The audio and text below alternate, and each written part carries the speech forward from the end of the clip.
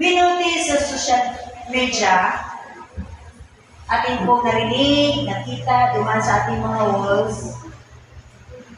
Like, share, Lalo na po subscribe. doon sa iba't ibang dako ng daigdig. Yun pong nangyayari nagaganap ng mga sakuna. Amen? Narinig natin at nakita natin. Ito po ba mga narinig at nakita natin, ito lang po ba yung narinig at nakita na dahil pag-uusapan? Ano po ba mga ibig sabihin dito? Meron po bang pinaparating, pinapaabot ang Diyos? Lalo na po sa Cebu, di ba mayroong isang African na sinabi niya noong September, September, anong date doon, na ang Pilipinas daw po ay iiyak. Magkakaroon daw po ng lindol. At nangyari, bata pa siyang African prophet. Kailan meron na naman siyang pinaprophesy, habang siya'y aking napanood, tinakas out ko, Jesus, kung hindi ka galing sa Diyos, hindi ka matutuloy. Amen, pinunang bisa kita. Kung hula na yan, hindi ka lang sa Diyos, pinunang bisa kita. At lagi kong sinasabi, Lord, balutan niyo po ang aming bayan balantas. Panginoon, yung mga dilubyong itigayin sa iyo, kung panangyari naman sa bayan namin balantas. At kung saan man po ang aming mahal sa buhay, at saan man po ang aking mga kapatiran, Lord, huwag niyo pong ipahintulot. Pero, sabi ko, but your will be done. Ang kalooban mo, Panginoon, maganap. Amen? Ano na po ba? Bakit may mga sakuna? Bakit? Ano po ang ibig sabihin niya ng lahat? Okay? Una po, di ba sa Cebu, grabe no, ang nangyari. May isang seaman na 14 years po siya nasa barko. Tiniis daw po niya yung pagiging homesick. Tiniis po niya ang lahat ng alon, laban ng alon.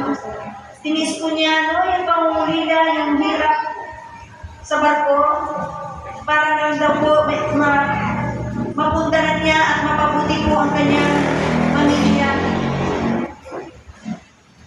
Pero nung time na nagkaroon ng lindol sa Cebu, yung kanyang pamilya pala ay kasama po doon sa nadisgrasya, namatay. So alam mo yun, 14 years ka sa barko, tapos sabik na sabik daw siya na uuwi dahil makapilit po niya. Tiniis po niya yun in 14 years. Pero pag uuwi siya ngayon, dahil sa barko pa siya, wala na po siyang uuwian. Amen? Ano po at ating nakita dito? Ba't na ipupunta natin mga kapatid? Kahit mahalaga po sa atin yan, kapag wala tayo sa Panginoon, mali po ang nagiging proseso, procedure ng ating buhay, ay wala po yung maitulong, wala po yung halaga sa harapan ng Diyos. Kasi lahat ng bagay na yan ay hanggang lupa lamang. Amen? So, ang mahalaga po kasi sa buhay ay yung po makasunod ka sa kalooban ng Diyos. Amen po ba? Ano po natin? Makasunod tayo sa kalooban ng Diyos. Ngayon, church, nakita po natin sa Davao, dito sa Pilipinas muna ating pag-usapan, sa Davao, nagkaroon ng sunog. Amen? Nabalitaan niyo, di ba? May sunog sa Davao. At dito sa ating, may mga signal ng bagyo. Amen po ba? Sa Pilipinas muna tayo. Pero, sa lahat ng dako naman ng daigdig, grabe din ang mga nangyayari na gaganap. Ano po ba ang mga ito? Alam niyo po ba na nakikita po natin lahat na palapit na po ang pagdating ng ating Panginoong Yesus. Hello? At sinabi po yan sa Matthew 24 verses 7 to 8. Magkakaroon daw po ng mga lindol sa iba't ibang dako ng daigdig. At ang sabi po ni Jesus, na ito daw po ay pasimula ng matinding paghihirap. Ibig sabihin ng daigdig ngayon, ang Pilipinas ngayon, ay nagsisimula na po makaranas ng Great Tribulation. Pero, hindi pa po talaga ito ang mangyayari sa buong daigdig sapagkat meron pa pong hula sa Revelation na matinding kahirapan. Kung ating pong babasahin ang Book of Revelation. So, ibig sabihin, kaya may lindol. Sa lindol muna tayo. Kaya po may lindol, una, dahil tanda po yan na mga huling araw na bababa na si Jesus. Hindi ko po pwedeng hindi sabihin sa inyo, diba, noon pa naman nakakaranas sa tayong mga lindol, pero iba ngayon. Amen? Iba ngayon ang frequency na mga sakuna sa buong mundo. Amen? Iba ngayon, diba? Iba ngayon. Okay? So mga kapatid, una bakit may lindol sapagkat tanda po yan ang mga huling araw na darating na po, malapit na po ang pagbababa ng ating Panginoong Yesus. Amen. So, anong gagawin natin? Malapit na palang bababa si Jesus Christ. Anong gawin natin, mga kapatid? Ang sabi ng Ephesians chapter 5:16 pababa, huwag tayong mga hangal. Gumising tayo sa ating pagkatulog. Tulog ang ating kaluluwa, tulog ang ating espiritu, tulog ang ating pananampalataya. Tulog! Wala tayong ganang manalangin, wala tayong ganang sumamba, wala tayong mga gana sa mga gawain ng Panginoon. Tulong! Huwag daw tayong magiging mangmang. Amen. Gumising tayo sa ating pagkatulog. Careless tayo sa ating preparation. Dapat nagpe-prepare tayo. Dapat lagi mong hawak yung bigyan mo. Dapat lagi ka nananalangin. Dapat nasa mga gawain ka ng Panginoon. Dapat naglilingkod ka na sa Panginoon. As a part of preparation, amen? Dapat lumalagad ka na sa isang malinis na buhay. Dahil hindi ka kukunin ni Jesus kapag may spot ka, may bahid ka ng kasalanan. Dapat busy ka sa Panginoon. Kalabitin yung katabi mo saan? Kapag busy, kapatid. Kalabitin mo, tanungin mo, para matandaan niya, saan ka ba busy? Busy ka sa mga kinakalawang? Busy ka sa mga inaanay? Saan ka busy? Busy ka sa mga binabaha? Sa mga nasusunog? Busy ka sa mga temporary bagay? Hindi mo yan pang-eternal, kapatid. Ang malungkot pa, busy ka dyan palagi. Pero, iiwan mo rin yan pag namatay ka. Dati po sinasabi, ang pinaka-importante po sa buhay, yung po pinakahuli ng ating buhay na oras. Yung end time ng ating buhay, yun po ang pinakamalaga. Yung ating kaluluwa. Amen! Saan tayo busy? Busy tayo sa kasalanan? Busy tayo sa mga bisyo? Busy tayo sa mga bisyo?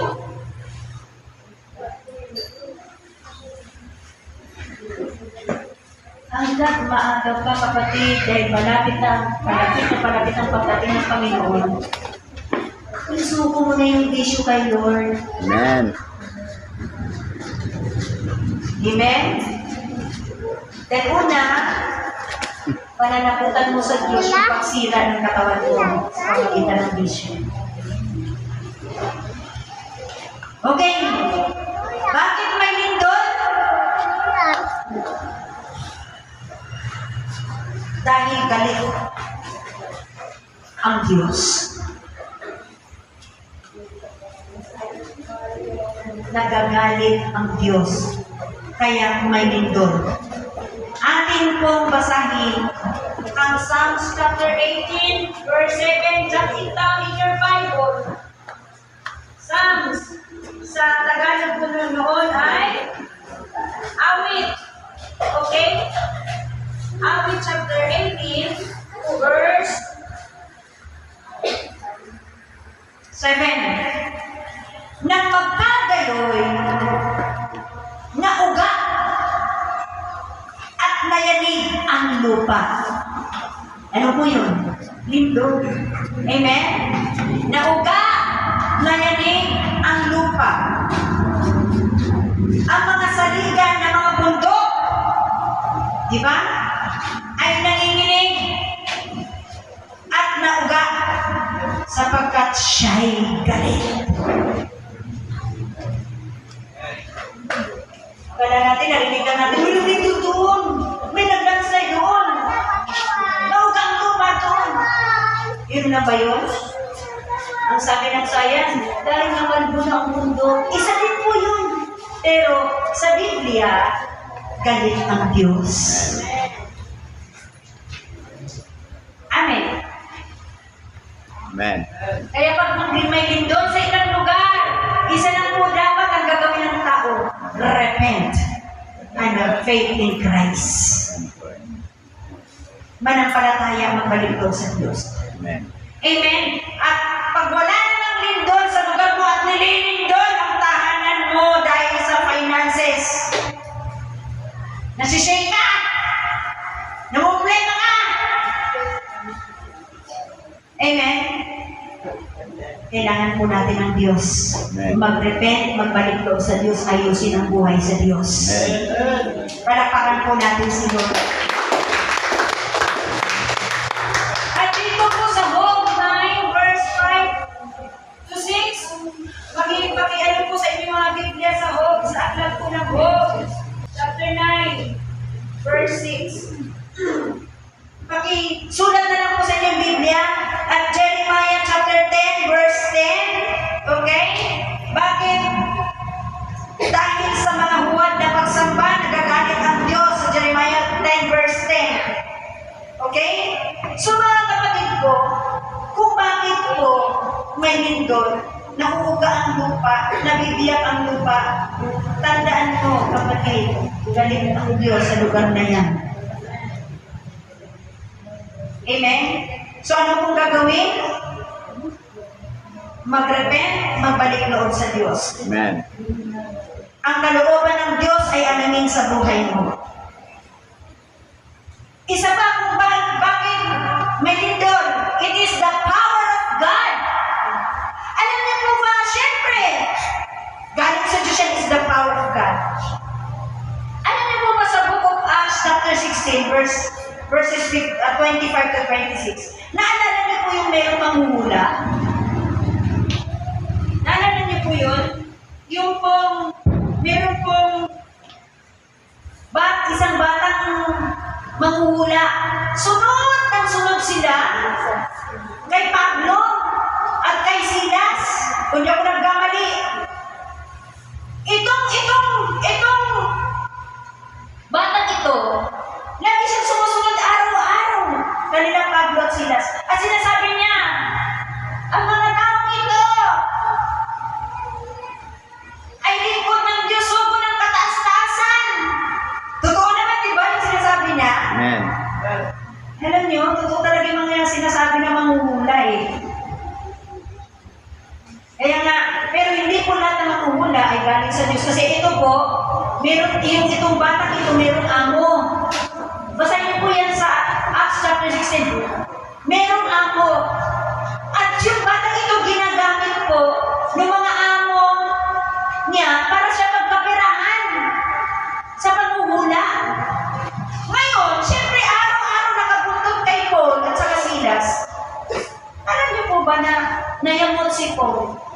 Eh, ang sabi niya, pinalayas niya yung espiritu na manghuhula.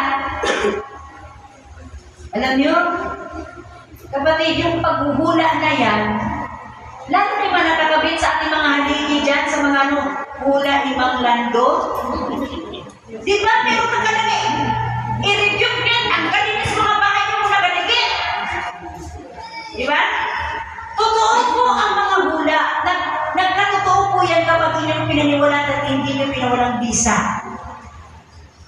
Pero pag pinawalang bisa po natin yan, mapawalang bisa po yan. Kagaya po nito, bakit po sabi ni, basahin po natin sa Acts chapter 16:25. Okay. Ang Acts po ay gawa. Okay? Chapter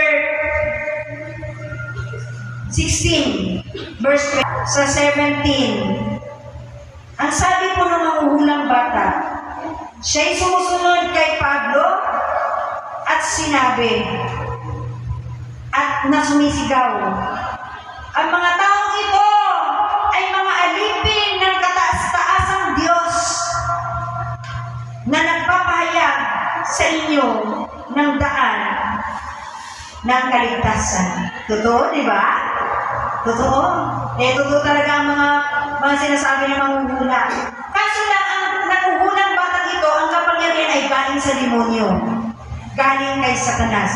At anong sabi po ni dahil nayamot siya, sa verse 18, ang sabi po ni Pablo, inuutos ko sa iyo, sa pangalan ni Jesucristo,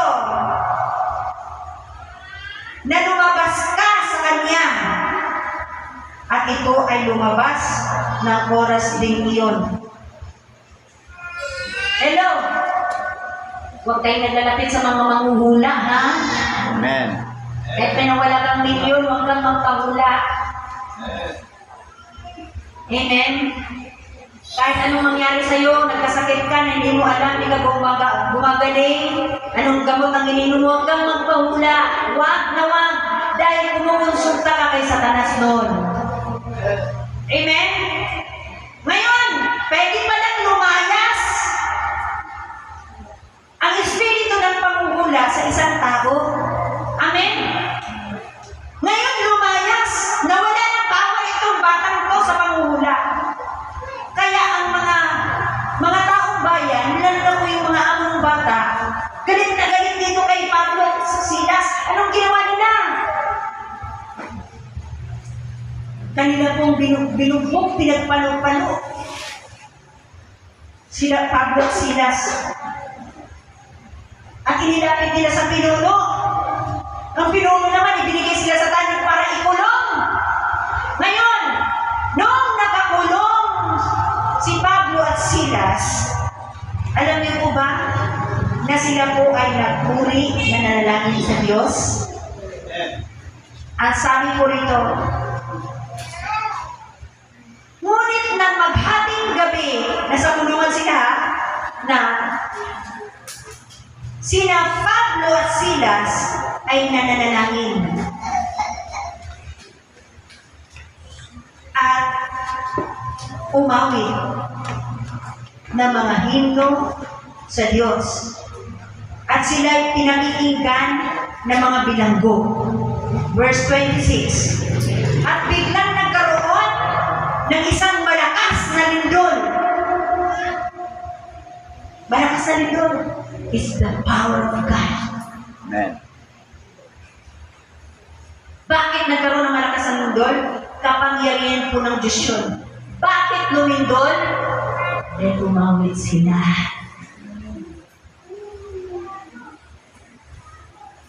Dahil nananalangin sila. Alam niyo po ba? Kapag umaawit tayo sa Panginoon, nananalangin tayo sa Panginoon, lumilindol spiritually sa spiritual world, spiritual realm. Amen!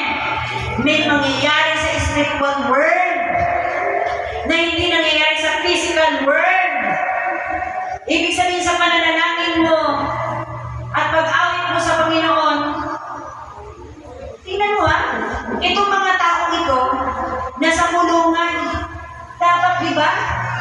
Ano ba yan, Lord? Nangangaral na naman kami. Nagpapalayas lang naman kami ng demonyo. Pero bakit kami nabilanggo? Bakit yung nangyari sa kanila? Amen? Pero kahit pangit ang nangyari sa kanila, hindi nila itinuring na pangit. Amen. Doon sa loob ng kulungan, hindi nila sinisisi ang Diyos.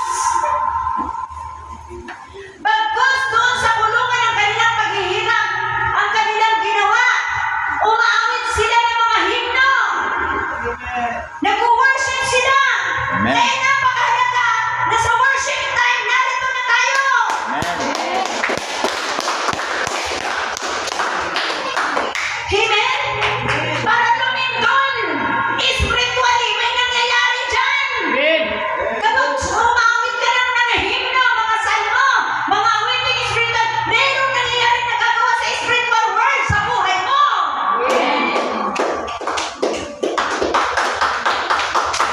Ay, sabihin ko doon, sa linggo ka ng malita para nilindulin ka spiritually. Amen. Hello! At higit sa lahat, huwag ka rin mawawala sa prayer meeting kasi nananalangin siya na lumindol. Kaya huwag ka mawala sa prayer and fasting pag Sabado. Kasi pag nananalangin sila lumindol, spiritually, merong lindol sa spiritual world. Amen.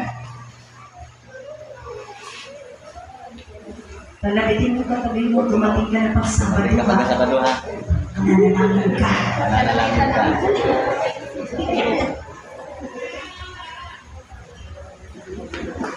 Hello? Amen. Lumilindol pala. Napapagalaw natin yung power ng Diyos. Kapag tayo nanalangin at kapag tayo umaawit, kaya napakalaga kahit sa bahay mo umawit ka. Hindi yung mga pinapatugtog mo, kung ano mang pinapatugtog mo. Tuloy, lumulungkot ang buhay mo, marami kang nalala kasi iba yung walang power yung pinapakinggan mo. Ang nayayanig yung puso mo. Di ba, nalapupukaw yung mga kalungkutan mo. Hindi nayayanig ang puso ng Diyos, ang kalangitan hindi nayayanig. Kaya ibigin mo ng pakikinig yan, ha? Hayaan mo, gumawit ka ng mga awit na himno para sa spiritual world ng buhay mo, merong mayayanig, merong malilindol. Amen po ba?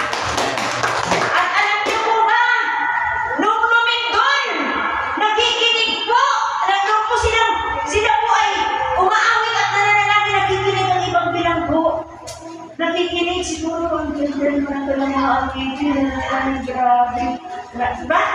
Nakikinig mga bilanggo. At maya-maya, pagkatapos nilang umawit, lumindol. At alam niyo po ba, pagkatapos po lumindol, natakot yung guard, jail guard, at gusto yung kumuha siya ng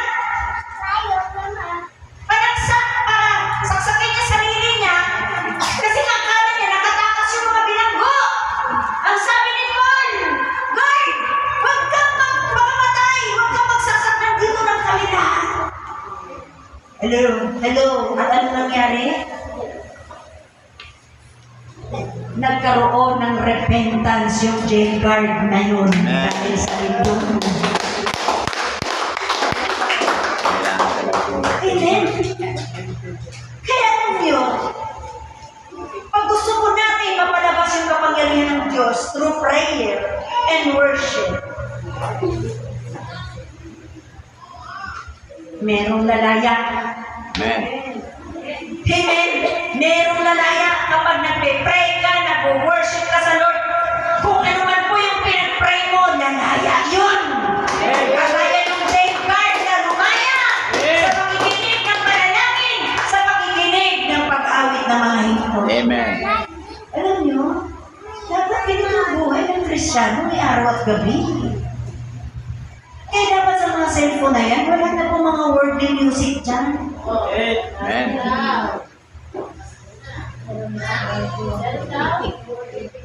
dapat ang nandyan, puro lang po kanta sa Panginoon para lagi kang nilindulin spiritually. Hello! May mga awit pa ba tayo dyan sa cellphone? Mga awit ng artista? Hindi awit ng Panginoon? Purahin nyo na lahat dyan. Walang kwentang mga awit yan. Walang kapagalingan para baguhin ang sitwasyon ng buhay mo. Baguhin ang buhay mo. Walang kwenta. Yan ang mga awit. At maraming Kristyano tumatanggilik pa niyan kaya hindi lumalago ang panampalataya. Uurutin ko kayo. Hindi kayo lumalago. Dahil mga worldly music pa kayo sa cellphone. Ito! Habang umawit sila ng mga kalangit na awit, ang kapangyarihan ng Diyos na pakilos nila. Amen. Dapat sa buhay po natin, sa bahay natin, dapat ang pinapatugtog mo lahat ay praise and worship music.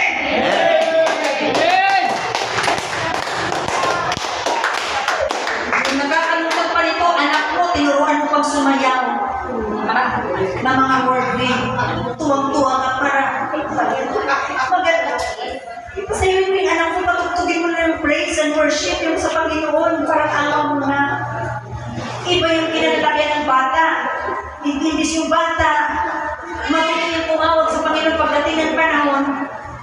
Kasi iiwan natin ang mga bata, dapat marunong na sila mag-praise and worship, dapat marunong na sa manalangin, ipamulat mo yung tama sa Panginoon. Kasi sila iiwan natin. Magpupundasyon ka sa buhay nila. Amen? Kaya nga po, praise ka nito. Amen? Hello! Nanaw po ba natin mga kapatid? So, pag po tayong mawala sa susunod na Sunday, ako muna magpipretsa kasi aalis ako Amen.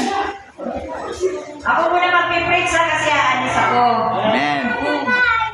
Okay? Sa susunod na Sunday ako muna. Sa susunod Sunday ako muna pa rin. Amen. Pumurugin ng Panginoon Amen. Pero pag sinabi ni Lord, paaral din kayo. Amen? Amen. Praise God. Palapakan po natin ng Diyos.